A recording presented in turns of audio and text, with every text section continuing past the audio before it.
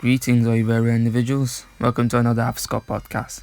This episode 29, we're going to talk about why Scottish food is great. Origins of Haggis. Now, what is Haggis? Well, I can remember having Haggis when it was Burns night in primary school, and they would have a man in a kilt, and he would read out the Robert Burns poem addressed to the Haggis. And that was quite cool, you know. I really liked the one that was spicy and stuff like that. Well, we're not going to talk about what I ate and how I experienced it too much. We're going to talk about the origins, and that's what this podcast is going to really focus on, the origins of Haggis.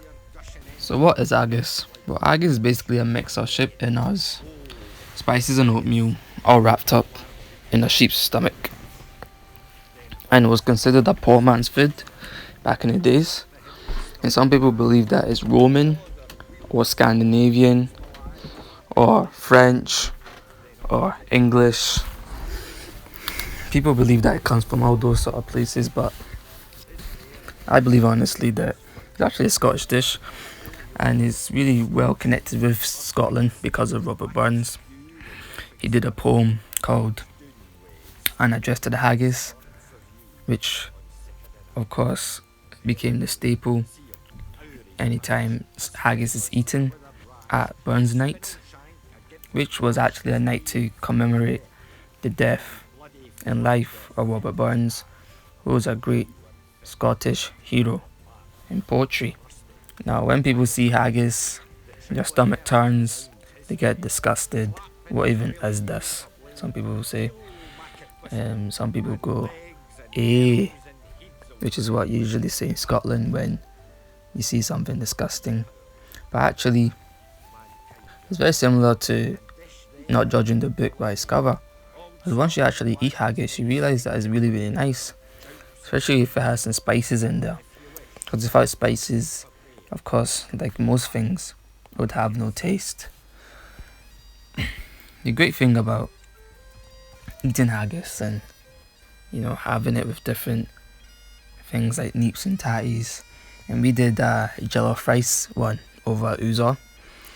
Jollof rice and haggis, which is very, very tasty actually.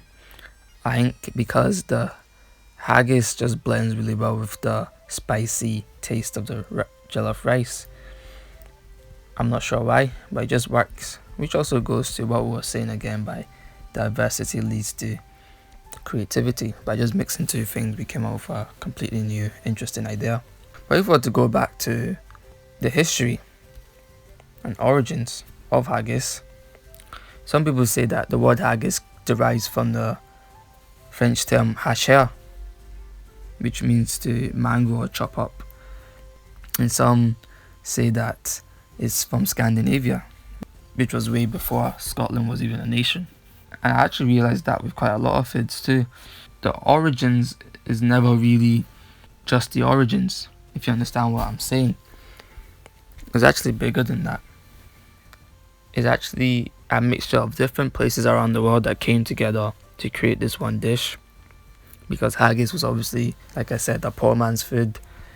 The unwanted parts of the sheep's or animal that they have just slaughtered, for example, kidneys and livers, they would just cook that all up and fry it together into a mix and then share it around to a huge group of people, similar to what happened during Burns Night. And it was kind of an easy, cheap way to not waste any food and be able to feed people who maybe won't be able to have the nicest food. And I realized that a lot of meals seem to start off from places that are unassuming, for example from poverty, and then it then rises to the heights, which is quite interesting as well when it comes to food. But honestly, myself, going back to my experience eating haggis, it's so Scottish. It reminds me of Scotland. It has such a strong heritage attached to it in culture and history, and it's something that really lights up the Afro-Scot part of myself, because without it, I don't really believe that Scotland would have such a strong culture, because it's really an important part of Scottish food and cuisine. And it's not just made simply with the sheep's stomach.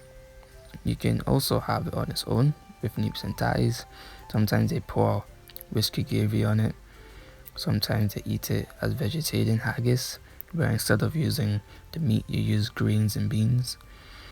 So there's not just one way to have haggis, and that's what makes it so important and interesting and delicious and diverse, which is the whole ethos of Afro-Scot.